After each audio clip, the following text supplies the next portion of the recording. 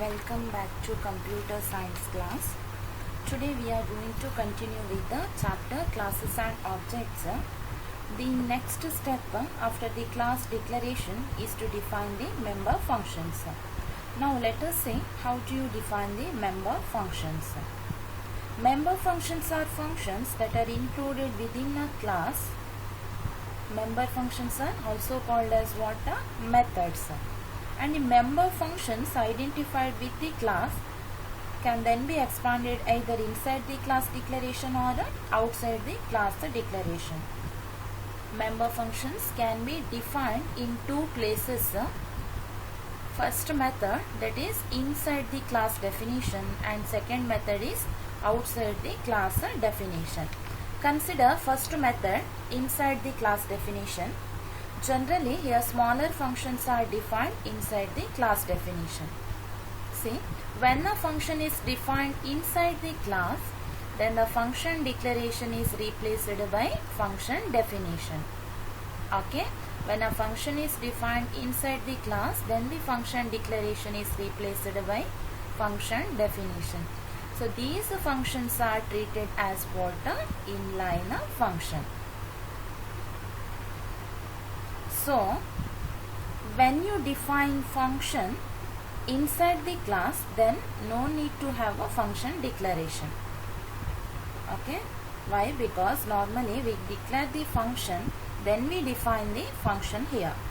But if you define the member function inside the class, no need to have the function declaration. Let's see what is the syntax of function definition inside the class. Return type specifier, function name, and it contains body of the function.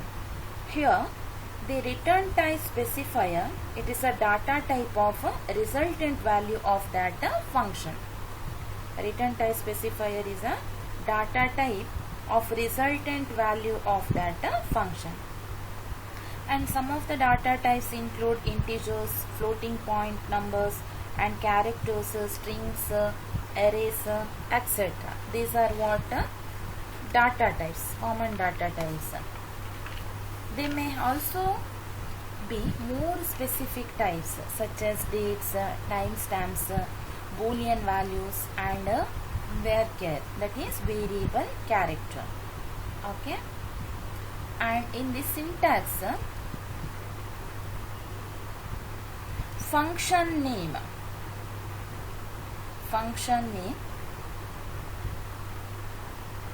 it is helpful for identifying the function. It is helpful for identifying the function, and a function may take one or more arguments and their values are used during calculation or processing. Okay, see here, a function name is helpful for what? Identifying the function, and a function may take one or more arguments and their values are used during calculation or processing. And next, the body of the function, it contains a set of executable statements depending on type of problem to be solved. Next, let us see the programming example. Let us see the programming example. See, the problem is what? Write a program to create a class with the data members, principal amount, time, and rate of interest. Create member functions to accept data values to compute simple interest and to display the result. In first part, as you know, the first part, that is the preprocessor directives, hash include iostream.h, hash include conio.h. What is meant by preprocessor directives? What is meant by preprocessor directives? Before processing our program, it includes some of the files or functions to our program. For example, iostream.header file, .h means here extension header file,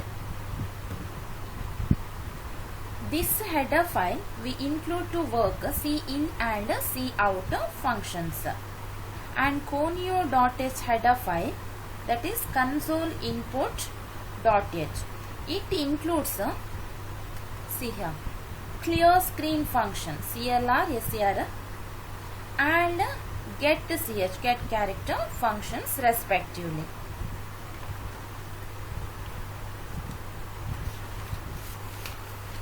Next, class definition. After the first part, we need to define the class. Here, class simple interest. Here in this program, class name is what? Simple interest. Class name is simple interest. What is the purpose of this program? Is to find the simple interest. Since to find the simple interest, I give the class name as like this, simple interest. So it is called as what? User defined name or the class name. User defined name or the class name. Next, open the flower bracket. Next, control access specifiers, that is first access specifier private. Here I declare data members PTRSI, P principal amount, T with respect to time, R for rate of interest, and SI variable indicates what? Simple interest. Okay. So declared with the double data type. Next, public access specifier. Under this access specifier, void input member function. Okay, void input member function. Here, void is a return type specifier. Void is a return type specifier or the data type. There is no value for void, or you can say it doesn't return any value. It doesn't return any value. So I am not going to pass any value from this function. So void input member function contains input and output statements. So this output statement contains cout, that is console output. This one is a stream insertion operator. Here you have to enter principal amount, time and rate. Values of principal amount, time and rate. You already learned about syntax of input and output statements. Next, C in PTR. These three are data members with respect to principal amount, time and rate.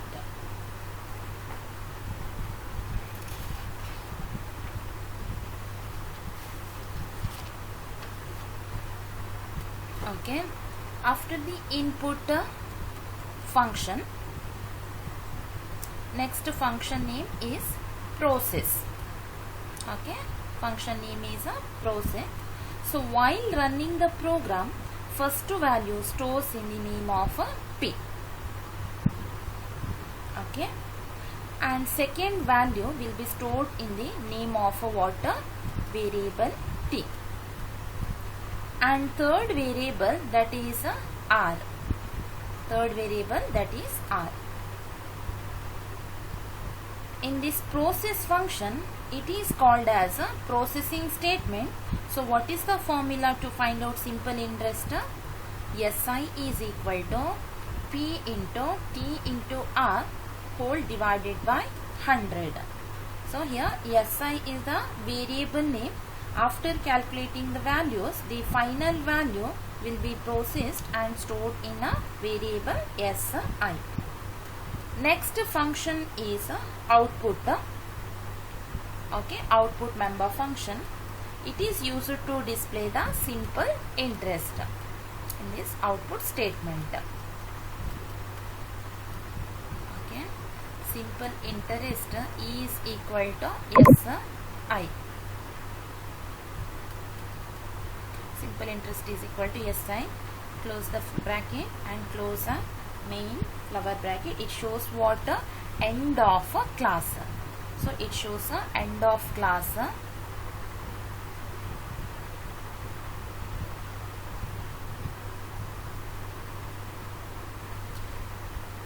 Please observe here, students.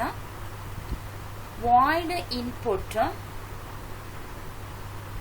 See here, void input function, void process function, and void output function.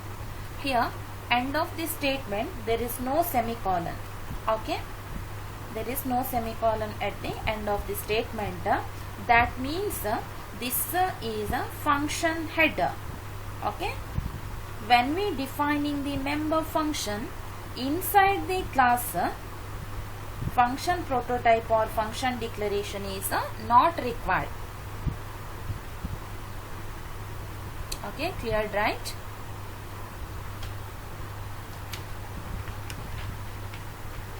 Only function header and processing statement is enough here. So these are three member functions: input member function, process member function, and output member function, which are defined inside the class. Okay, which are declared inside the class at the end here, which represents end of a class. After that, main function, see here, void main function. Then inside this function, simple interest obj semicolon. Here we need to create an object, that is obj, of class simple interest with the help of user defined data type. This is a class name or user defined data type, and obj is what? Object name. That is, here simple interest, you can create n number of objects. Okay, with the help of this class variable or user defined data type, you can create n number of objects. Okay, here I have created only one object. Okay, if you want, means you can create n number of objects. With the help of this object obj, we can call member functions one by one, like this. Okay, see here, obj dot input member function, obj dot process function, obj dot output function. See here, these three statements do not look like normal function calls. Here we are calling and executing the member functions of the class simple interest through the corresponding object obj. Understood? Okay, so the above three member functions, these input, process, output of class simple interest, and these functions should always be operated through an object of this class obj. See, in the first call, obj dot input function, it allows us to enter the values of three variables. This one, principal amount represented by P, and rate of interest R, and time T, to the object obj. And the second call, obj dot process function, it allows us to calculate the simple interest using this formula: SI is equal to P into T into R whole divided by 100. And third call, obj dot output function, allows us to display the output value. Okay, display the output value. Keep in mind, students, as all you know, the member functions cannot be called directly by itself. So member functions of a class can be accessed only by an object of that class. Which function you are called, that function is going to be start execute. Now here object obj represents P, T, R and SI in a memory address. Okay, obj object represents P, tr and si variables in the memory address.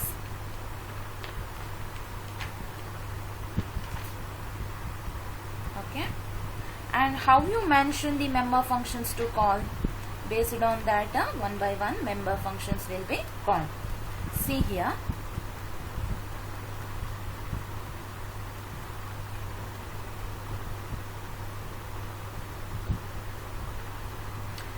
See here.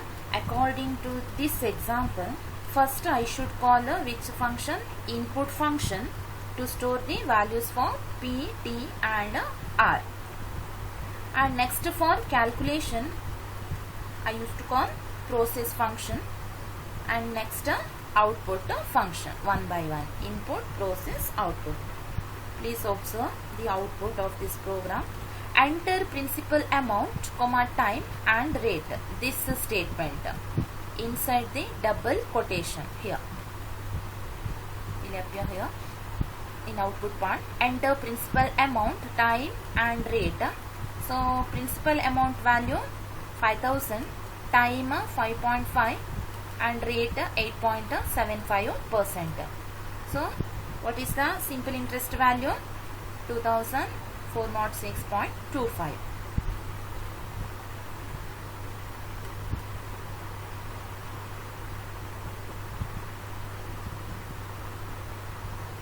Consider another programming example. Okay, another programming example. This program we have already discussed in previous video clearly. Okay, see here. Class is a keyword and date is a class name. Okay, here data, name of the class. Under private access specifier, day, month and year, these three are what? Data members. These three are data members. And under public access specifier, void, input date and display data, these two are member functions. Okay, these two are member functions.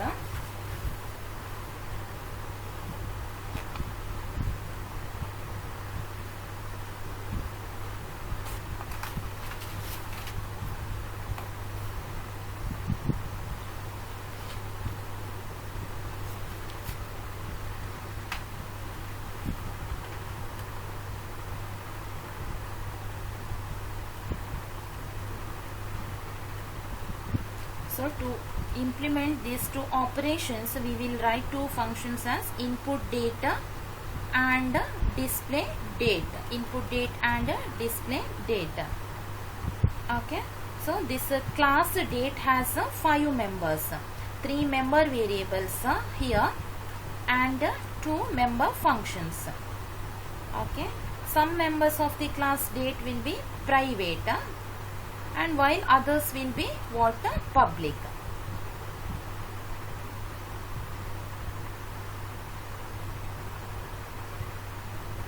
Okay, see here, the 3 member variables day, month and year are private to the class and cannot be accessed outside the class. The 2 member functions input date and display date can directly access the member variables day, month and year. Why? When we write the definitions of these functions, we do not pass these member variables as parameters to the member functions.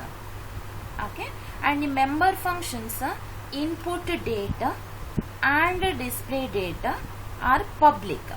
Okay, are public to the class date and can be accessed outside the class also. Here end of the class, and main function contains a class variable as date. Today is an object name. These two are function called today dot input data, today dot display data. Okay, here the member function input data is created to input values for the data, and the function display data is used to display the contents of the data members. Okay,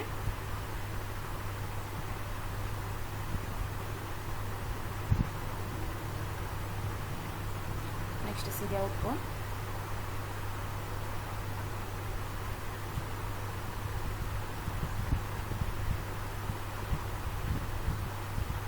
Enter date as DDMMYY format. Okay. So the member function input date and display date are defined quite normally within the class declaration. These member functions perform what? Common operations such as setting data member values and accessing data stored in the class. This is about what?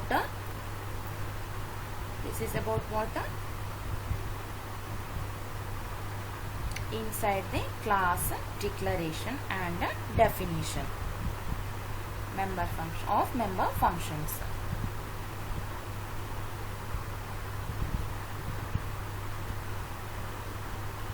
Next, we'll see second method, that is outside class definition. Okay, outside class definition. Here, member functions declared within a class must be defined separately outside the class. Okay, member functions declared within a class must be defined separately outside the class, and the definition of member function is similar to the normal function.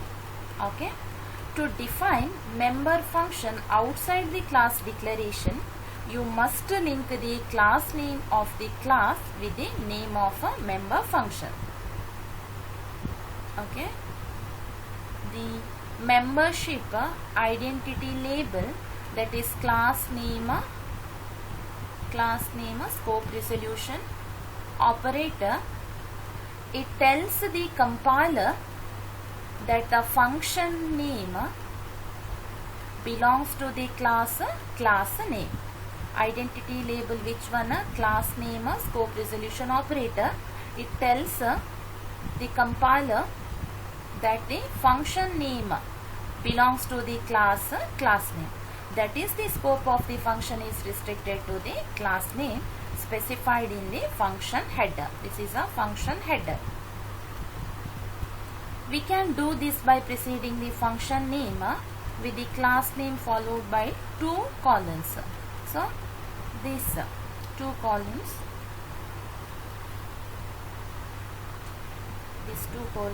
are called as what? A scope resolution operator. What is the use of scope resolution operator here? The scope resolution operator is used to define the member function outside the class. Important, the scope resolution operator is used to define the member function outside the class. This is the syntax. Return type specifier and class name, scope resolution operator, function name, that is name of the function with the number of arguments, and it contains a body of the function. See some of the characteristics of a member function. Several different classes can have the function with the same name. So, member functions can access the private data of the class, but a non-member function cannot access it. Only can access the private data of that class. A member function can call another member function directly without using the dot operator. See, this is another main characteristic. A member function can call another member function directly without using the dot operator. And type and number of arguments in a function declaration and definition should be what? Same. No need to mention different. And the scope resolution operator, that is 2 colons, is used to define a function outside the class definition. Is it clear? So next, the following program shows how a member function is defined outside the class. See, this is simple interest program.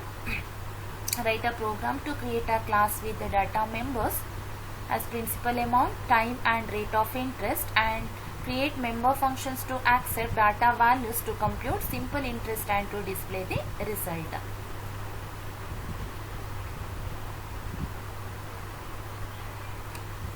after the preprocessor directives header file section, I have defined declared class simple interest, then private data members are P, T, R and SI, and these three are member functions, void input semicolon, void process function semicolon, void output function semicolon. These are three member functions. Okay, end of class. Close the flower bracket and semicolon. See here, see the difference. Void simple interest scope resolution operator input off. Here end of this statement, no need to mention semicolon. Okay, void, that is return type specifier, simple interest user defined name or class name. Okay, and scope resolution operator, it is used to what is the purpose of scope resolution operator? It is used to define a function outside the class definition. So outside the class definition, this will help. Use it to define member function outside the class. This is clearly outside the class. And input function contains these statements: enter principal amount, time and rate with respect to three variables P, T, R. Okay, and this process member function used to calculate simple interest value using this formula PTR, P into T into R whole divided by 100. And output member function used to display what output of this program. And next main function, it contains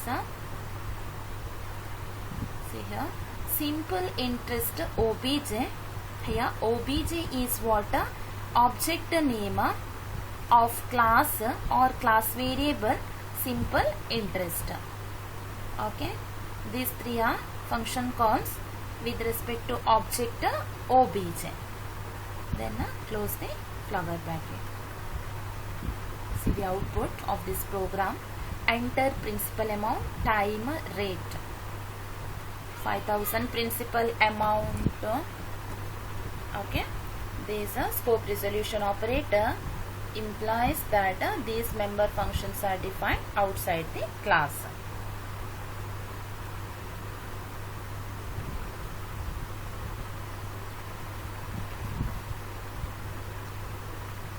See here, the member functions in the date class can be defined outside the class as described below. These are the member functions: input date and display data.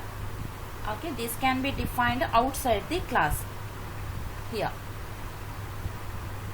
Okay, these two are member function declaration: void input data and display data, and a public access specifier. And these three are data members: day, month and year. See here, this is the member function definition. Okay, member function definition outside the class. Outside the class. Member function definition outside the class.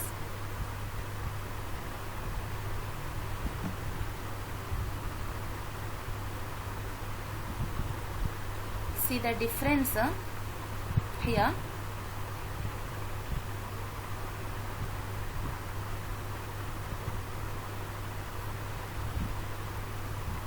See here, only the scope resolution operator, only this scope resolution operator identifies the function as a member of a particular class. Here class name is what I declared date. Without this scope resolution operator, the function will be treated as an ordinary function. Okay, without this scope resolution operator, the function will be treated as an ordinary function. So only the scope resolution operator identifies what the function as a method of a particular member of a particular class. Okay,